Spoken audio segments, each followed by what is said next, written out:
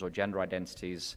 That's the kind of questions that are going to be asked. So we wrote back to them and said, we ain't going to do this.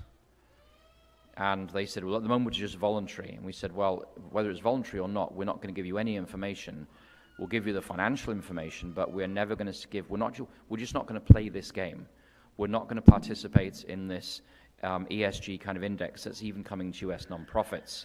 Now, the net result of the ESG index is that you have a handful of large, favored, and woke corporations, such as Amazon, Apple, BlackRock, Facebook, and Google. And we've seen a hollowing out during the COVID pandemic of millions of small and medium-sized businesses worldwide. And when you hollow out small and medium-sized businesses, you're hollowing out the middle class. And if you want a functional democracy in your society, you need a middle class, because the middle class has the time to run for mayor. They can run for city councillor. They can run for the drains commissioner. The working poor don't have the time to do that. You need a middle class in a society to have a functional democracy. So in the ESG index and in the Great Reset, economic fairness involves massive wealth transfers away from nations like America and the G7 to middle-income and low-income countries around the world. And so we're looking at the prospect of massive wealth transfers. A classic example of that is the Paris Climate Change Treaty, in which we would be allegedly paying multiple billions of dollars to countries like China and India so they can catch up with us economically while we close our power plants, but they're allowed to keep opening more and more of the same power plants. But more importantly, for the purposes of religious liberty, is the question of the corporations acting as agents of the state. And so Benito Mussolini defined totalitarianism. Totalitario is an Italian word, and he defined it that there is nothing outside the state, there's nothing and nothing against the state. So within the Great Reset, the corporations of America start acting as agents of the federal government. And in Britain, the corporations in Britain start acting as agents of the British government. And so what does this mean? Well, we can unelect, or we can elect a president if we trust the voting system, but you can't unelect the chair of Ford Motor Corporation, and you can't unelect the chair of, or the chief executive of Kaiser Health in California, and you can't unelect the chair of some of your big corporations here in Alaska. And when those corporations act at the behest and bidding of the state and implement state policy, you as a citizen cannot change it. The state policy is being implemented across all corporations, and there's nothing we as citizens can do about it. And so this effectively means that states, as the corporations, when they act as agents of the state, you end up with effectively a totalitarian system where there's nowhere to hide as an individual citizen. So it used to be in America, like 3 years ago, people would aspire to a corporate career with, Kaiser Health or Advent Health or Ford Motor Corporation. And in the last 3 years, I think a lot of people have realized that the best place to be is self-employed and not working for a major corporation, because major corporations are imposing government policy on you, even if the Supreme Court says those policies are unconstitutional, as the Supreme Court did in January this year, or last year. For instance, the vaccination mandates, even if they're struck down by the Supreme Court, the corporations are still doing it, because the Constitution protects us against overreach by the government, but it doesn't protect us against overreach by corporations. Okay? And it's the same with religious freedom. The government, or the Second Amendment, all of the rights we have in the Bill of Rights are the relationship between the federal government and the individual. But though that Constitution doesn't necessarily protect your rights when it comes to dictates by your corporate employer.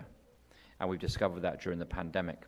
So the net result of the Great Reset is that functional democracies such as Australia and Germany and Britain and America and Canada are being increasingly transformed into compliant populations by globalist corporations, by technocrats, and bilateral agencies such as the World Food Programme and World Health Organization.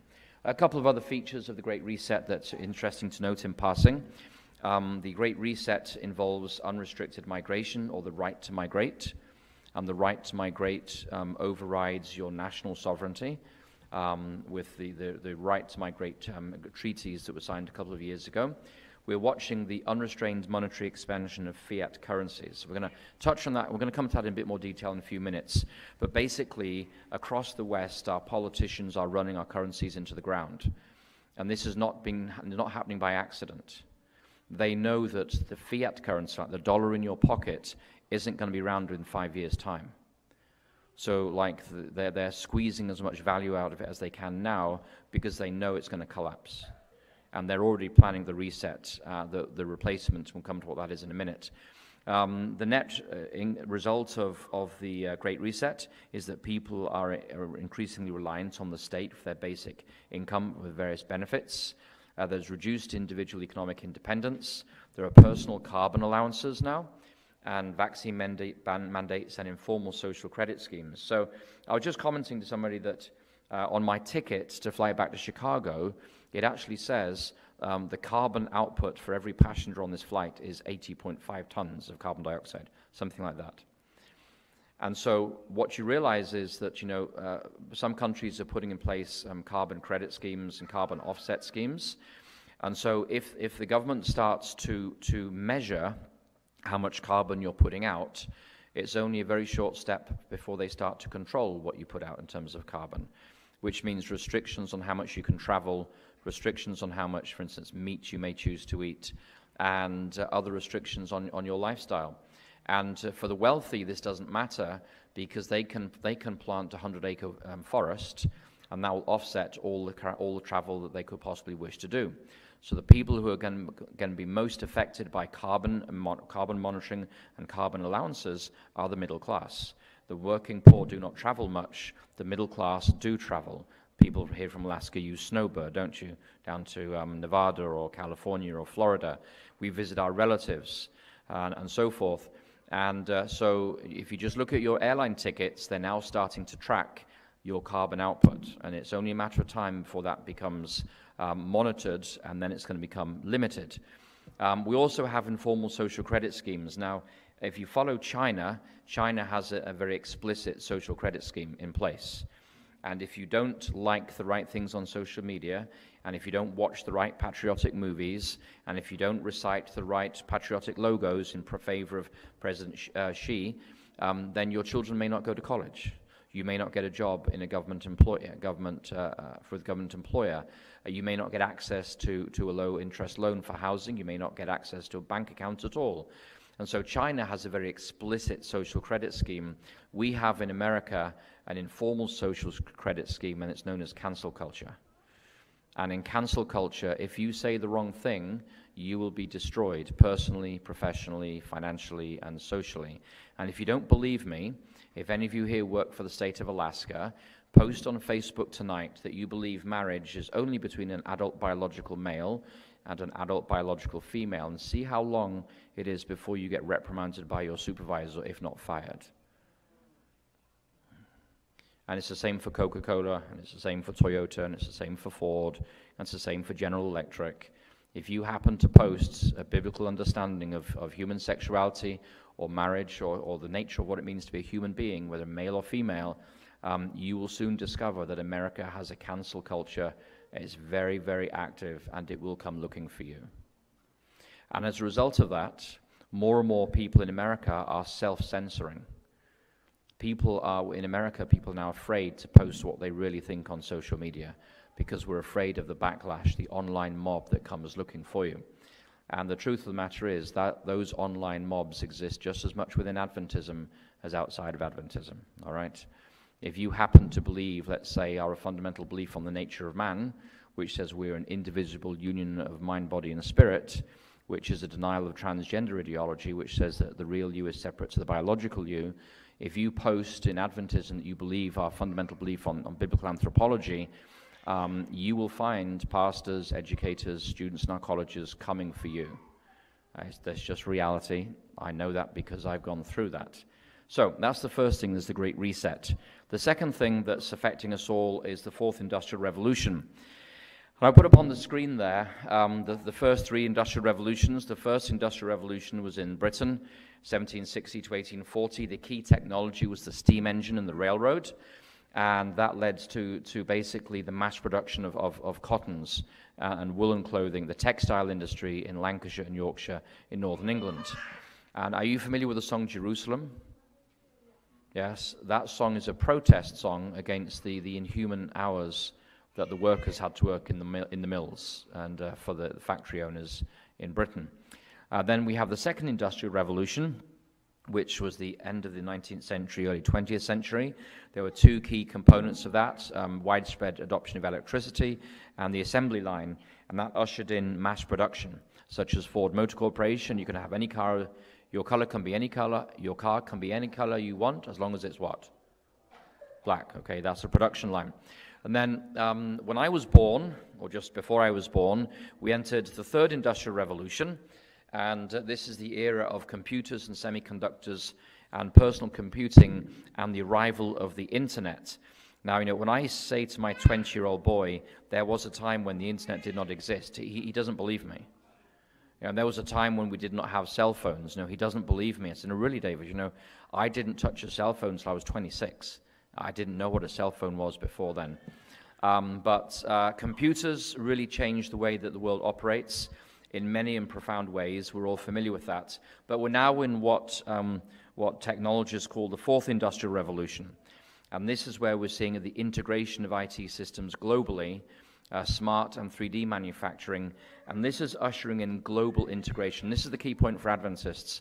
The integration of the computer systems globally and of our supply chains globally and of our manufacturing processes globally, it's basically requiring global cooperation, if not integration, along the political and economic dimensions as well, okay? So that's what we're seeing with the fourth industrial revolution. These are some of the key technologies of the fourth industrial revolution. The first is autonomous vehicles, and then there's 3D printing, and 3D printing is really a fascinating thing. If you buy yourself a 3D printer, and let's say you're doing repairs on your car or repairs in your kitchen, you can just print out whatever spare part you need right in your office. You just print it out. And they're even talking now about printing out prostheses for individuals. You just print it out, and you can attach it to the human body. We're looking at advanced robotics now, and we're not talking about the arms that make cars. Whenever we think of robotics, we think of those robotic arms in Ford Motor Corporation or General Motors. With advanced robotics, we're talking about nanotechnology, robots that are smaller than the human eye can see. And they perform an industrial task, such as a robot may be inserted in you to implant a stent up your arm or in your aorta, for instance. We're looking at new materials coming online, such as graphene. Graphene is multiple times stronger than steel, and it can be in strands much smaller than a human hair. So new technology. The interconnection of IT is big. Blockchain, we're going to come to that in a few minutes. We'll look at digital currencies. Gene editing. Has any of you heard of CRISPR? Yes. So CRISPR is a technique. It's actually been around for about 12 years now. And the holy grail of gene editing is to edit the zygote. When the sperm meets the egg in the womb, the holy grail of gene editing is to get in there quick enough to edit the genetics of the zygote, so you edit out all human diseases. That's the holy grail of genetic editing and of human beings. And then you have artificial intelligence, and artificial intelligence is actually becoming extremely powerful these days. Artificial intelligence is not just it cannot just think for itself, but it actually has feelings. And Google fired an engineer just recently for claiming that one of the robots he was making has the full range of human emotions. And so these are some of the things that are happening in the fourth industrial revolution. And the thing I want to focus on for a few minutes, which raises profound questions about what it means to be a human being, is the question of transhumanism. This isn't transgenderism, but this is transhumanism, and this is, some people call it humans 2.0. And so the basic idea, there's one of the founding fathers was Max More, and he wrote back in 1990 that transhumanism is a class of philosophies of life that seek the continuation and acceleration of the evolution of intelligent life beyond its currently human form and human limitations by means of science and technology guided by life-promoting principles and values. And this is where we're really starting to ask ourselves very hard questions as a society. What does it mean to be human? Because with transhumanism, the basic idea, they come from an evolutionary perspective, is that we have evolved so far as the human race, but we have a long way to evolve. That's the first, that's the basic premise. The second basic premise of transhumanism is that artificial intelligence is now so powerful that if we don't merge human biology with artificial intelligence will make all human life extinct. They have the ability to do that now. The computers may have the ability to crash all planes, shut down all food supply mechanisms, shut down the electrical infrastructure, shut down the power grid. And we know that humans have the capacity to do that. Do you remember when, was it 2 years ago, there was the East Colonial Pipeline in Florida to Georgia just got shut down? A hacker just closed it down, and we were running out of oil and gasoline on the East Coast, this eastern seaboard. We're very vulnerable to hackers just shutting down key parts of our infrastructure. But of greater concern to us is the push by transhumanism that says unless you merge human biology with artificial intelligence is going to overwhelm humanity. And these are very real concerns. Now, one of the most famous characters in this is actually Elon Musk. You've all heard of Elon Musk, yes? When we think of Elon Musk, we think of Tesla and SpaceX, and we also think of Twitter and so forth. But one of Elon Musk's primary passions is actually a company called Neuralink. Neuralink is based in the Bay Area in California, and he's developing implantable human brain interfaces. And now he's starting this out. He's been doing the experiments for a number of years now. He received a license a number of years ago. And what he is ostensibly doing is he's working with veterans. And he's saying, if you're a veteran and you've lost your right arm in a war somewhere, we will put a neural web, that is a web of invisible fibers across your brain, and we will use nanotechnology to attach each web to the electrons of the nodes of your brain. They'll be attached to your brain.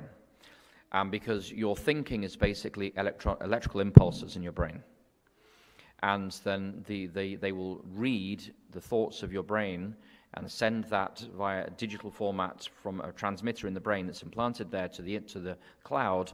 So if I look at, for instance, my cell phone here, and I think I don't have a left arm, but I have a robotic arm, I think I want to pick it up. Just the very act of thinking it means my arm will pick it up. So we're actually, Elon Musk is actively looking to merge human biology. And the human experimentation is due to begin later this year. He's already completed his experimentation on rats and monkeys.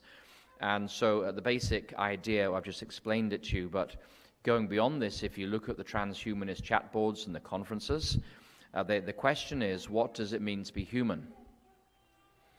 Now, who are you? You are the sum of your memories and your knowledge and your personality and your character, yes? All of which is stored somewhere in the grey matter in there. Much of it is in your memory banks. And so the idea that's being talked about with transhumanism now is that if we can upload your memories and your knowledge and your personality to a server in the cloud, when you die, we can download it to a newborn child. You achieve functional immortality. You just inhabit body after body. Okay? So this is why it raises profound questions about what it means to be a human being. And when you combine this with gene editing, such as CRISPR technology, which isn't perfect yet, there's still a long way from implementing, on a wide-scale level, but with gene editing, you know what people are going to be doing with gene editing. I mean, designer babies, people are going to say, I want my son to be 6 foot tall, dark, handsome, with a six-pack. Okay? Nobody's going to say, I want my son to be 4'11" and squishy with a squint eye. Nobody's going to ask for that in the gene editing. Really, nobody's going to do that. So what the net result of that is that the human race is healthy, partly because there's so much diversity within the human race. And once we start editing out undesirable parts of that diversity, you're left with a much more restrained, active human genome. So what we're looking at in the current today in our fourth industrial revolution, We're looking at simultaneous breakthroughs in gene sequencing, nanotechnology, and quantum computing, and this is all going to affect us socially, biologically, and politically.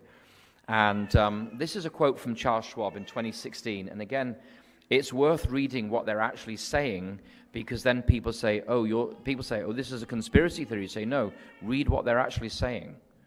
You know, Adolf Hitler didn't just start killing the Jews in 1941 out of nowhere. You have to read what he was writing for 10, 15 years before that to understand this is where this is going. And many people who read Mein Kampf, the Jews, many of them left Germany because they could see the writing on the wall 10 years before the Holocaust actually began. And so this is what Schwab wrote in 2016. He says, I feel that the required levels of leadership and understanding of the changes underway across all sectors are low when contrasted with the need to rethink our economic, social, and political systems to respond to the fourth industrial revolution. As a result, both at the national and global levels, the requisite institutional framework to govern the diffusion of innovation and mitigate the disruption is inadequate at best and at worst absent altogether. Now, what's he actually calling for there? A reset, yes. He's calling for a reset in global governance to manage the fourth industrial revolution. That's what he's calling for there. He's saying that today's institutional framework, which is governments around the world and their institutions, is basically inadequate to manage the fourth industrial revolution. We need to reimagine what global governance looks like. So they're not hiding this. And if you read some of his more of his writings, it's much more explicit than that. But basically, the fourth industrial revolution are technological processes that are paralleling the Great Reset, which is the reordering of our economic systems, and it's requiring us and it's pushing us to move towards a global governance system. That's what these two megatrends are requiring of us right now. And this is where we're going. But the thing that really kind of tells us that, you know, we're entering into like really dangerous times are digital IDs and digital currencies. So if you're a retiree living on a fixed income, you may not want to listen to the next half an hour. But so all economies right now use fiat currencies. What is a fiat currency? A fiat is a use of subjunctive. It's Latin. It's from the verb facere. It means to make. So a fiat means let it be. So a fiat currency is where the Federal Reserve, if President Biden wants $5 trillion, they press a button and there's $5 trillion, okay? They haven't worked for it, they haven't manufactured it, they just press a button and they have $5 trillion. The Federal Reserve lends that money to the federal government, and we pay taxes back to the Federal Reserve to pay them for the onerous task of pressing a button somewhere and creating $5 trillion that they've just lent us. So fiat currencies, they're controlled via monetary policy and fiscal policy. Fiscal policy is how much taxation, the taxation policies of a government in a country, and monetary policy is the monetary supply. Normally that's controlled by interest rates. When the government raises interest rates, you can borrow less money. That means that money is sucked out of the economy. If there's less money in the economy, there's less demand for goods and services, the price goes down. That's how historically we've controlled inflation. Now, fiat currencies such as the dollar, the pound sterling, and the yen are rapidly devaluing today due to inflation and expansionary monetary printing that we see all around us. Do any of you think that your dollar has gained in value in the last 3 years? No. Okay, every time we print or create $1 trillion out of thin air, everybody on a fixed income, such as retiree, is that much poorer. Because there's that much more money chasing the same amount of goods and services. That means prices inevitably go up, and your fixed income goes less and less each month. Retirees, is this true? Your money goes less and less each month. Yeah. So this is what is happening. Inflation destroys the middle class. Why? Because poor people cannot afford to have savings. The wealthy can hide their wealth in non-cash instruments, such as you can buy a Michelangelo painting, and you can buy an island somewhere, and you can buy a Gulfstream jet, and you can buy a mega yacht for 600 million. But middle-class people put their savings in the bank or in some financial instrument. That's basically where they invest their wealth. And inflation eliminates the savings of the middle class, and it concentrates economic and political power in the hands of the social elites within any given society.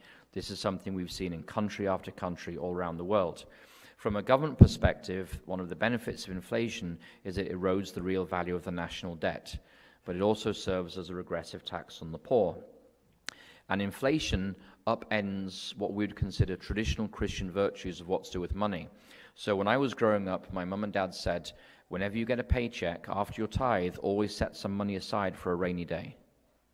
Save your money.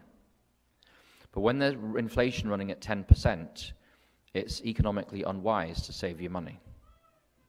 Because if I save $100 now, next year, at the same time next year, I can only buy, that's worth $90. So why would I save my money? So when there is inflation, the rational thing for me to do as an individual is to rush out and spend my money so I can get as much value as I can on turning into non-cash assets, beans, for instance, or lumber, that's just going to go up in price in a year's time. So I turn my cash into a non-cash asset, but if everybody acts in that logical way, that means there's even more money chasing those goods and services, and the prices go up even faster. So it's a very rapidly descending downward spiral when we act rationally with inflation. Now, partly in response to inflation and government control, we see the rise of cryptocurrencies, such as Bitcoin, Ethereum, Solana, and XRP. Now, I'm not recommending Bitcoin here today, but basically to say that we all operate under a centralized finance system that we'll call that CFI. So if you want to get paid, you have to open a bank account. And to open a bank account, you have to apply to open a bank account, yes? You don't have a constitutional right to a bank account. You have to apply to open a bank account, and the bank decides whether they want to open a bank account in your name. And once they've approved your request to have a bank account, you can then put your money in the bank. And but then when you go to get cash out with your ATM and you plug in your code, the bank's deciding whether it's going to give you that money or not. And it can give you a number of excuses why it's not going to give you the money if it doesn't want you to give it to you. And if you want to send money from Alaska to your, let's say you have a relative in Haiti. If you want to send money from Alaska to Haiti, you have to file a wire transfer request, and then that request goes to your bank in Wasilla, which goes to a corresponding bank in Anchorage, which goes to a corresponding bank in New York, which goes to a corresponding bank in Paris, which goes to a corresponding bank in Port-au-Prince, which goes to your relative's local bank account. So they have these corresponding bank networks around the world. It doesn't go from Wasilla straight to Port-au-Prince. It goes through all this chain of banks, and any one of them can put a spanner in the works and stop the process. In AFM, we have this quite often in parts of West Africa. If you send money into parts of West Africa, it can get held up in Paris for weeks, if not months, and you're trying to make sure the bank passes on the transfer. Now, in response to how the banks have been operating, we've seen the rise of decentralized finance. Decentralized finance is where I'm not going to ask a bank for permission to send you money. I'm going to send you a digital code which represents Bitcoin or something else, and it's from me directly to you, and it doesn't go through a banking system. And that's in that sense, it's called decentralized finance. And it allows for peer-to-peer transactions without the need for a centralized bank clearance system. Now, digital IDs allow much greater personal control over your finances. They avoid currency controls, and they can be used globally. So, for instance, in Nigeria and Ghana, where there are major remittances from migrant workers in Britain or the European Union, people are sending their money back to Nigeria or Ghana in Bitcoin rather than in sterling or dollars, because if you send a wire transfer with dollars, it's going to cost you $30 a transfer. But if you send it with Bitcoin, it costs you pretty much zero. And so every time you send a digital currency transaction or transfer, the cost is so small you don't even notice it. Now, some of these cryptos are deflationary, such as Bitcoin, which can only have 21 million in existence mathematically. There's already about 18.9 to 19 million in existence.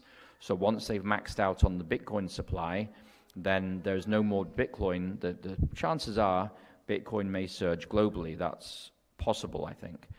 But of more concern to you and I today is the fact that governments around the world recognize that the dollars in your pocket and the pound sterling in your pocket, those fiat currencies are dying in front of us.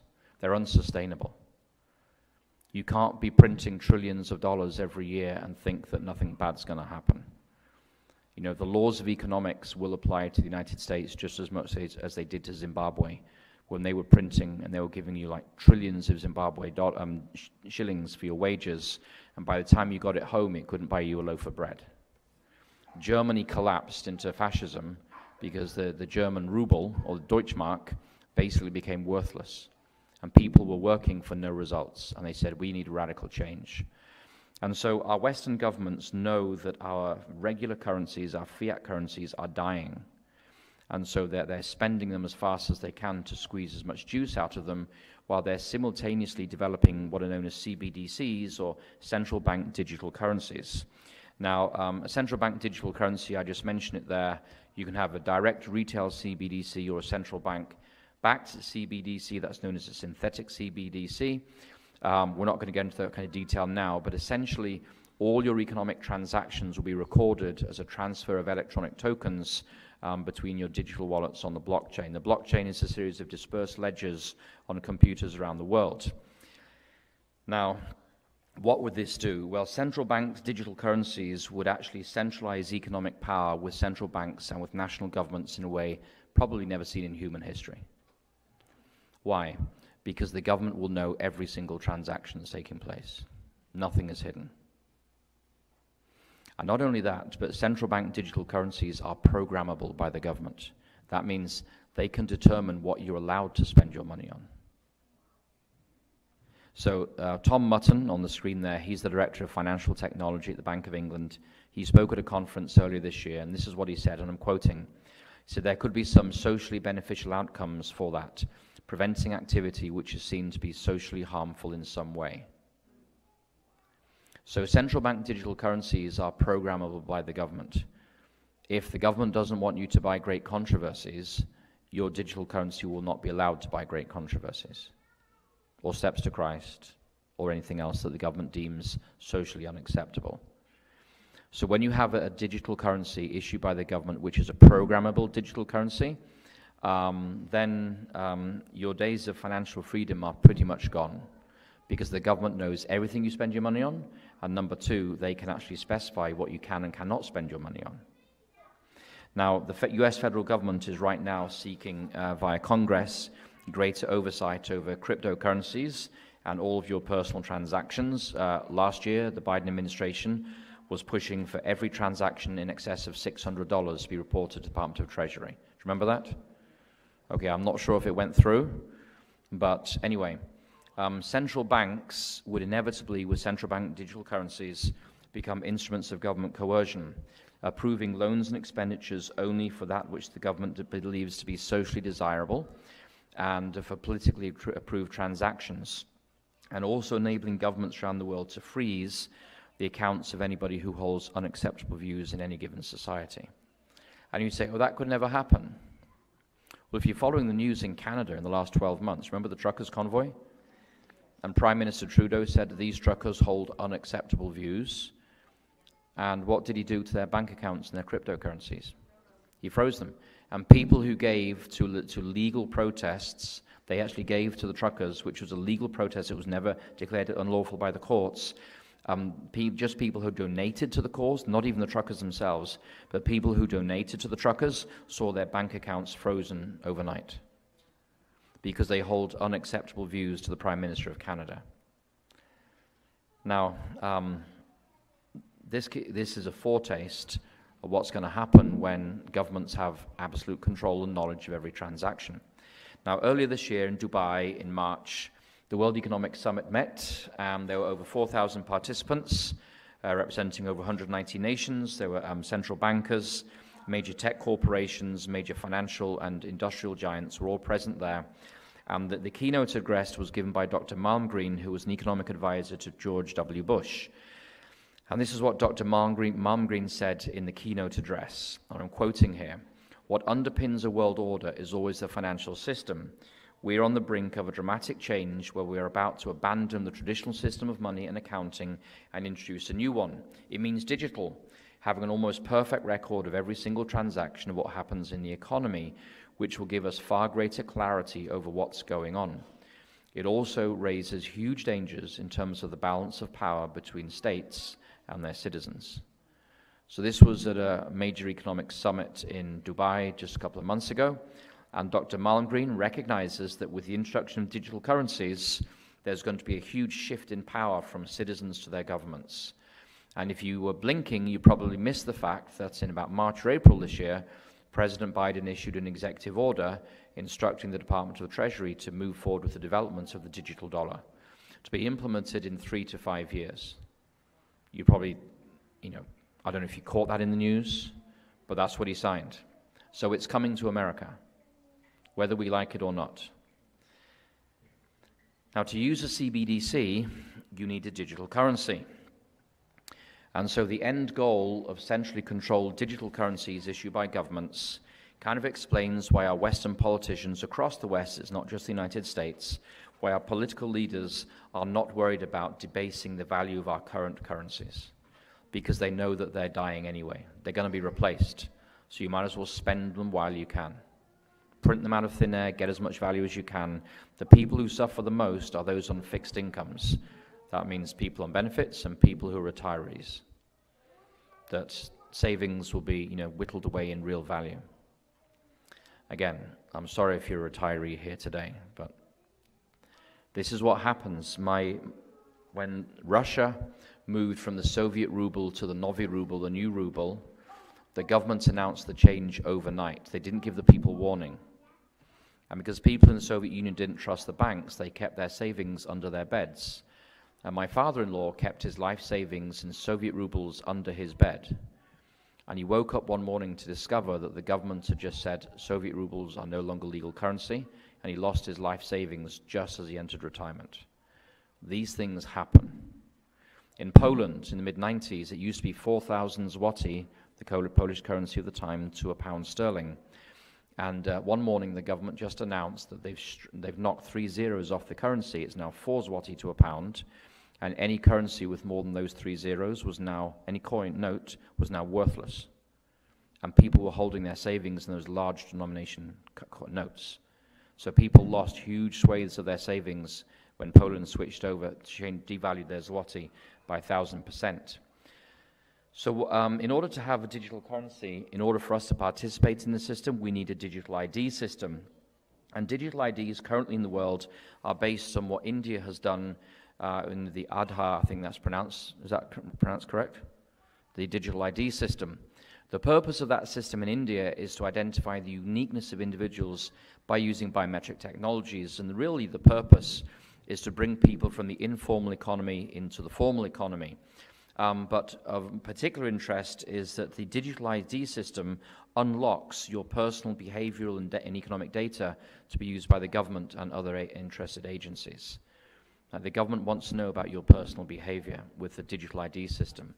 And so the Aadhaar system in India has been criticized for multiple large-scale human rights violations, but it's used as a template for other countries rolling out their own digital IDs. So in June of this year, just a few weeks ago, there's like a working group that covers many African nations. It's called ID for Africa. And that's a platform where Western tech corporations are collaborating with African governments to develop a digital ID that covers Africa. And according to the executive chair in that meeting in June this year, the digital ID is no longer about preserving your individual identity and identity protection alone. But this is what he said, and I'm quoting, "A digital ID enables and interacts with authentication platforms, payment systems, digital signatories, data sharing, KYC or know your customer systems, consent management, and sectoral delivery programs."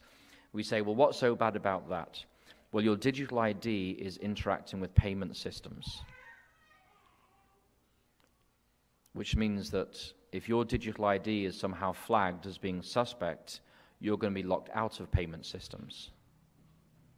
This is what they're talking about in the ID for Africa intergovernmental working group that's working right now. Now, in 2014, the World Bank launched the ID for Development program, and in order to fund the development of a digital ID for much of the developing world. And the major country where they've been piloting this is Mexico. And this has been ostensibly is to provide a legal identity for the poor.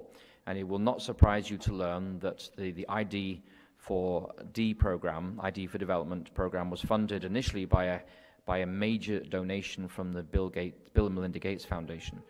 Bill Gates keeps popping up all over the place, you know, in places where you'd rather him not pop up. But anyway, that was funded initially by the Bill and Melinda Gates Foundation. Now, the ID4D program has its roots in the UN Sustainable Development Goals, otherwise known as the 2030 Agenda. Have you heard of the 2030 Agenda? Yes, okay. So the Special Development Goals, or Sustainable Development Goals, they're a collection of 17 interlinked objectives adopted by the UN in 2015, and the goal is to end global poverty, to protect the planet, that is against climate change, and to spread peace and prosperity to the entire globe by 2030. Now, you'll forgive me if I start laughing at such goals, but never mind. This is what the 2030 goal agenda is all about. And combating climate change is a very important component of the Sustainable Development Goals of the United Nations. Now, digital IDs will enable your local government, or the federal government, or the government in Britain or Germany, wherever you live, to monitor, control, and direct all human activity. All economic activity will be tracked because it goes into a database. And when you combine digital IDs with central bank digital currencies, it allows ultimate control on a global level of every transaction of every individual on planet Earth, either by one world government, or that may not come about, but it may simply be a collection of Western governments who are acting in harmony and collaboration with each other. They can assign value and access to the system for every individual. And access and utilization to the global economic system will be based on your social credit score, such as what you believe, who you vote for, what you like or post on social media, what faith group you are a part of, etc. And I'm not just making this up. If you start reading the technology literature, there are many, many journalists who are secular individuals who are raising the alarm and saying, we are going down the path of totalitarianism on a global level, and it's happening in front of our eyes.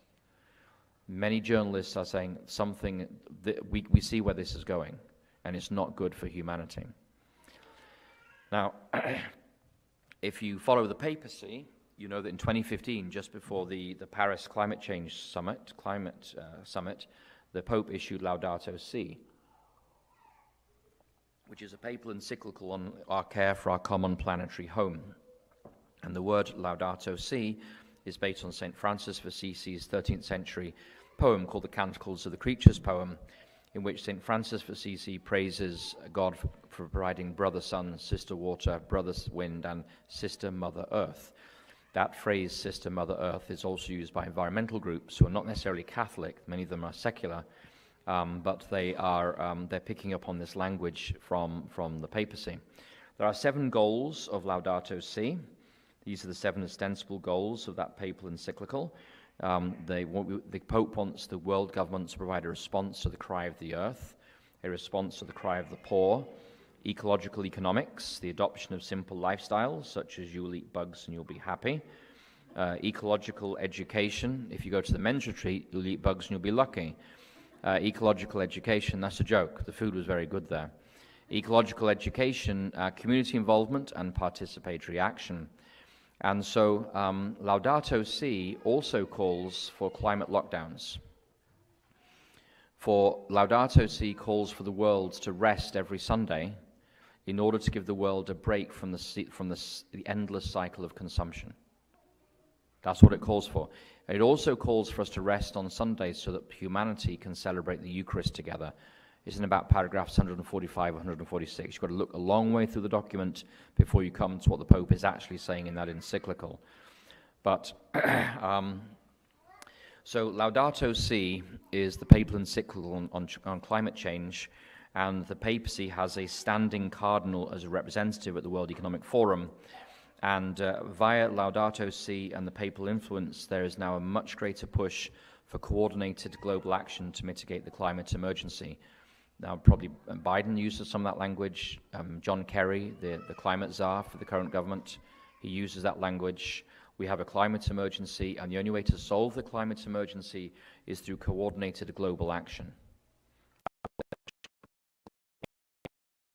And so climate lockdowns will coincide, I believe, with Sunday sacredness. The call in Laudato Si is for climate lockdowns on the Sunday to preserve our common planetary home. Now, you may say, well, what's wrong with the climate lockdown? And I would say to you, it may be brought about through on ecological grounds, but within 30 seconds it becomes a moral issue. And why does it become a moral issue? Because if the whole world is locking down on Sundays to save our common planetary home, then those who don't lock down on Sundays to save our common planetary home are actually destroying our common planetary home.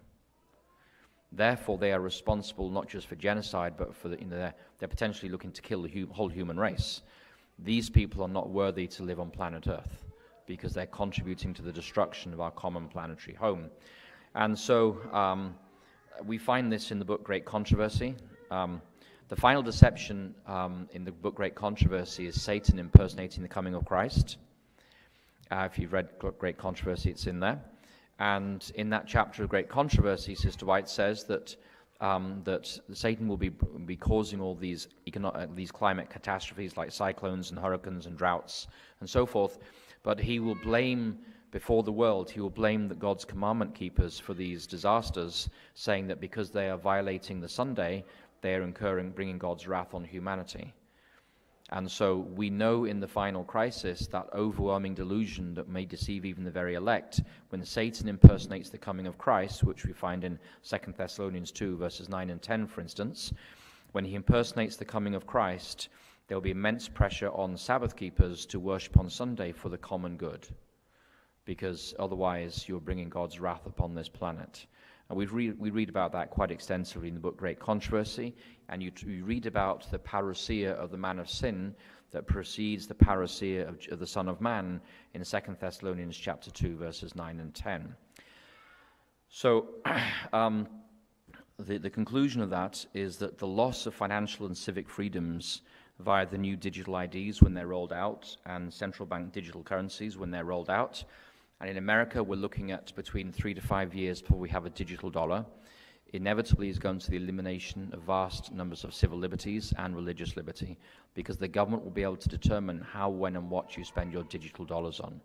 And if the government doesn't like you or your denomination or what you believe, you're not going to be allowed to spend your money on those things. And so what we see is that if you ever wondered, like, how would Revelation 13 actually come about? How could the second beast of Revelation basically have a global buy, no buy economic mandate on every citizen on planet Earth? Well, it's really hard to do that when we're dealing with cash. But once the world has gone to digital IDs and digital currencies, you and I can be turned off with a touch of a button. So what we see today is that the infrastructure for Revelation 13's economic global mandates is being put in place in front of our very eyes. Which we need to realize the seriousness of the situation in which we live. So we have these three trends: the Great Reset, which is the reorganization of the economic systems of the West; the Fourth Industrial Revolution, which is bringing in new technologies that require global coordination among governments worldwide; and digital IDs and digital currencies. All of these are positioning us so that Revelation 13 is now technically possible, feasible, and in some people's minds almost desirable. So everything I've been sharing with you today, I didn't read this in Nostradamus. You just got to follow the financial news, the technology news. If we're watching Fox or CNN and we're worried about the latest scandal or some celebrity's latest hairstyle, we're going to miss what's happening in front of our eyes. But the infrastructure is being put in place for the final crisis of conscience. And it's not far away. So, how do we respond to this? Well, just got a few recommendations. Firstly, I want to encourage you today to position your lives so that the powers of this world have as few pressure points on you as possible. Like, think carefully what career you choose, very carefully. Think carefully what licensing or accreditation you're going to want for your career. So in Britain, for instance, the government has backed off mandates for vaccines for the nurses, but the Royal College of Nursing is now requiring it to get a license to practice as a nurse. So it's not coming through your employer, it's coming through your licensing agency. Okay, so we need to think very carefully. Young people, think very carefully what kind of career you're going to choose. Think very carefully what kind of employer you want to work for.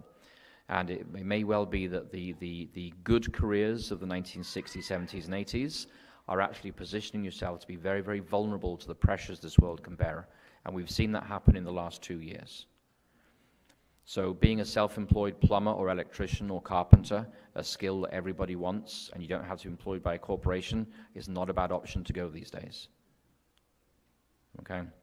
So position your life so that the corrupt powers of this world have as little pressure point on you as possible. Secondly, we need to start thinking about preparing ourselves emotionally, physically, and spiritually. And by that I mean we have to recognize, and be careful how I say this, that whichever nation we're a citizen of, ultimately this world belongs to Satan. He's the prince of this world, as per the words of Jesus himself.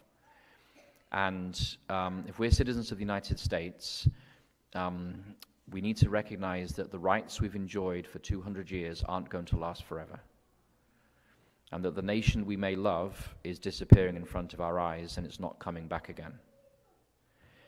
And that's not a cause for grief. It's a cause for celebration, because the stone that will strike the foot of the statue and wipe away every earthly kingdom is coming soon. And we're citizens of that kingdom, first and foremost. I like being an American citizen, frankly. Okay? It brings many benefits around the world, but I understand that it's not going to be good for long. And so we may grieve the loss of our nation and the rights that we're used to. That simply means that the coming of Jesus is that much closer. And we are citizens of heaven above, Philippians chapter 3, from where we are expecting our Savior, the Lord Jesus Christ. And we need to live not by the values of the Bill of Rights, but we need to live by the values of the kingdom of God. Okay? So our citizenship, maybe British, American, Irish, whatever it may happen to be, it really doesn't matter in God's eyes. It's of no consequence in God's eyes what your passport says. What matters is whether your name is in the Lamb's Book of Life. And are you living according to the principles of the Lamb who was slain from the foundation of the world? And do people see in your life the principles of God's kingdom and not the principles and values of our fallen world? Now, I know it's hard to say this, okay? It's hard for us as Americans to kind of accept this. But the prophetic scenario, we can see it unfolding in front of our eyes. So we need to think about disengaging from one and re-engaging with God's kingdom and what that means in our lives on a daily basis. Thirdly, invest in gospel work while you have the freedom to do so. Okay, now we have a missionary family here, David and Brittany Sandvik. Hello, folks. We're delighted they're back here from their post of labor overseas. And when I walked in, I saw that you have a picture of a missionary family from Alaska up on your entrance board there, and the Iverson family working in the Middle East. And I was with them just recently, and Mr. Iverson, that's his name in the magazine, has come a long way. He's got a really good grasp of the language that he's supposed to be working in. And I was sat with him for a few days. He had a number of Bible studies with people from his target people group who come through and meet with him. They have Bible studies. They came for Sabbath worship. They came to a baptism together.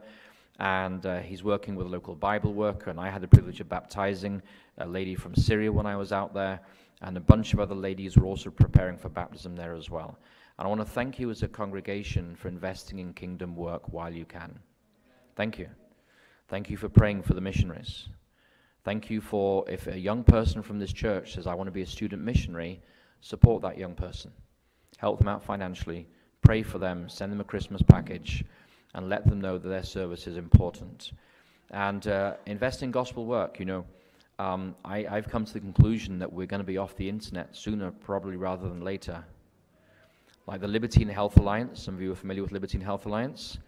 They were just struck off YouTube last week, and they're not sure they're ever going to get back on YouTube because somebody complained that they showed a video of a church service, and Liberty and Health Alliance doesn't own the copyright of that doesn't have a license. You know, like you have the licensing thing for church. When you sing in your hymnal, all those songs are licensed. The conference pays for the license for us to use those songs. And somebody made the ridiculous claim that Liberty and Health Alliance didn't have a license to show this kind of music, which if that is upheld by YouTube, It means that you could never post a Christian service ever again privately that shows Christian music. I mean, it's absurd, but they've been struck off YouTube. And I kind of expect one day I'll be off YouTube, but I think it's important for us to say, how can we invest in kingdom work in my community and in Alaska and around the world while we can? So things like literature, okay? Literature is a good option because you can buy literature and put it on people's shelves, and they may not read it today or tomorrow, but there'll come a time in life where they're going through a crisis, and they're going to look at that book, you know, like Surviving the Storm or Peace in the Storm or The Great Controversy, and they're going to pick it off the shelf, and they're going to start reading it. And the government's not going to go from house to house looking for literature. So invest in literature ministry while you can. Invest in local ministry while you can. Invest in missionaries while you can, because when the central bank digital currencies come along, it's almost certain that books like Great Controversy, because of its views on the papacy, will be declared hate speech, and you won't be able to buy them anymore. So invest in literature while you can. Invest in gospel freedom while you still have old-fashioned dollars to do so. Thirdly, or fourthly, just two more points here, then we're finished. Build relationships of trust with your brothers and sisters. All right? In this pandemic, we had to learn very quickly who we trusted and who we didn't trust. You know, if you hypothetically were giving out ivermectin in your local congregation, you had to know you trusted those people before you handed over ivermectin. That they weren't going to inform on you, that you're handing out a medicine that only a doctor's allowed to hand out. Hypothetically, of course, because this is going online, I understand. So you have to know who you trust. Who do you trust? Maybe with your children's futures. Who do you trust to have a Bible study with, knowing that there may be awards given for like the rooting out of underground Christians? Who do you trust? The best way to build that trust is to not just worship on Sabbath together, but to visit in each other's homes, to open up about what you really are struggling with, and ask people to pray for you, and you pray for them. Be authentic in your Christian walk with your brothers and sisters. Visit each other in your homes. Pray for one another. If somebody's short of rent this month, help them out. If somebody can't pay their school bills, help them out. If somebody's going to hospital, they need a ride, or say before or after the surgery, volunteer to take them along. Get involved in each other's lives and become truly brothers and sisters. Because when all else falls apart, as we saw in this pandemic, it matters nothing that we have an NAD and a North Pacific Union and an Alaska conference. None of that means anything when everything falls apart. Those things basically don't exist to you. You're not going to get any support from them. That's the truth. They might as well not exist. It's you and your brothers here and sisters here in Wasilla. So build relationships of trust while you can. And finally, in case this is really depressing for everybody, every morning choose hope and faith.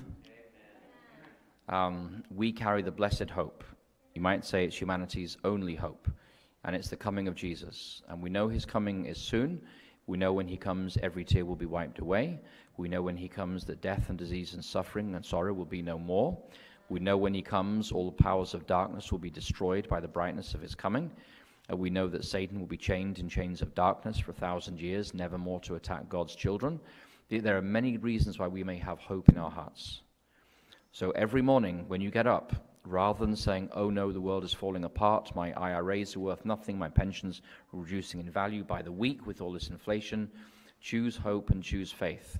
Because when men's hearts are failing them for fear, they're going to be drawn to people whose hearts are filled with the calm assurance that I'm coming soon. As Jesus says, let not your hearts be troubled. You believe in God, believe also in me. Our hearts should not be troubled by what is happening. We have the light of prophecy to reveal to us what is happening. And Revelation 13 talks about a time when there'll be global mandates where you can or cannot buy according to a certain matter of conscience. And we say, how could that ever be? Well, the infrastructure is being built in front of our very eyes, if only we will focus on what is happening. It tells us that Jesus is coming soon.